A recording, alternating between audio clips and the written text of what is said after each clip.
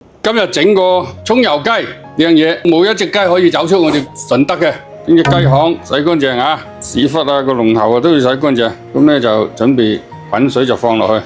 咁咧就準備啲葱頭啊，葱頭雞話一陣嚇，就咁簡單。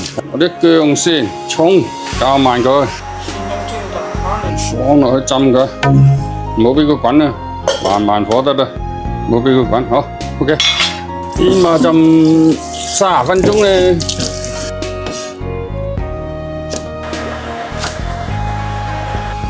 嗱，佢木滾嘅，熄咗火仲，蘿蔔攞去着佢先得啦，唔好俾佢大滾咧，大滾要關咗佢。呢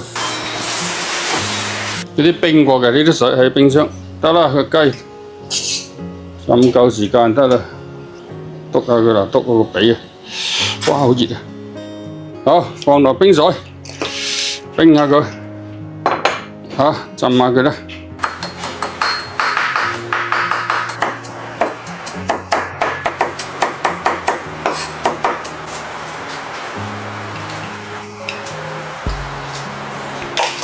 傾水先，傾乾佢就斬。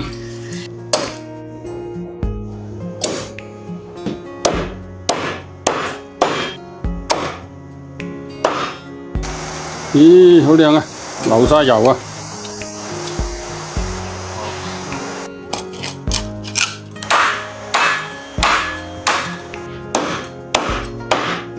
咁要胸骨嘅咧，係見鳩抵食，係啊！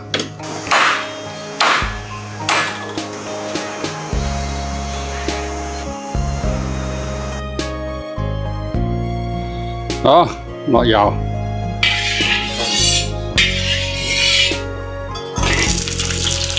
爆啲葱頭，葱頭雞可以香啲啫嘛，爆啲葱頭就咁啊。好 OK， 好，bắt埋落喺度啦，啲薑蓉喺度嗱，簡單快捷妥當，好味就咁簡單。咪以為搞得複雜啲越好味啊？唔係㗎，搞勻佢嗱，擠勻佢，咁咪好味㗎啦，咁咪好有味。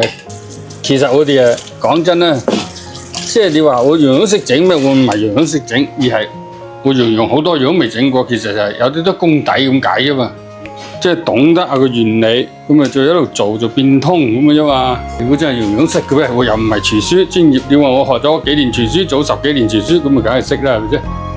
但係我又唔係，哇！食嚿雞屎忽好咩好啊？一留喺個雞屎忽嘢咧，呢嚿啦。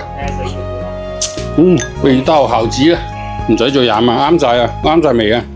汁攪埋落去，豉油碟都唔使開，洗少一隻。我哋啲農村美食就簡單、美味、抵食、清香嫩滑、甘脆肥濃啊，流齒香。冇一隻雞可以走出我哋順德嘅，我哋順德啲美食嚟咗就喺順德美食咗㗎啦，規定會喐就食。